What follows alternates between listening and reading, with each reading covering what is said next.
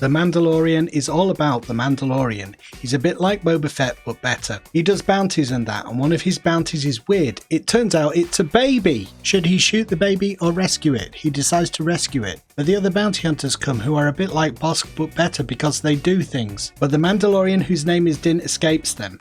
But then the Jawas take all the bits from his ship, and to get them back he has to find an egg, which he does, but nearly dies, and the baby, who's a bit like Yoda but cuter, stops him getting killed with Jedi powers. Turns out the baby is a Jedi! Anyway, Din Djarin, the Mandalorian, goes back to hand in the baby, but he feels bad about it.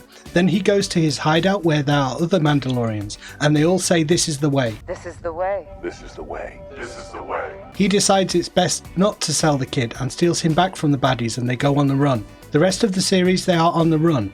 They meet people, have fights and escape, but the Imperial Remnant, which is like the Empire but worse, eventually finds them and the big bad struts about. In the end, the Mandalorian, the baby and their friends escape, all except the droid and the pig guy who don't. And then the big bad Moff Gideon, who's like Moff Tarkin only cooler, has a special sword.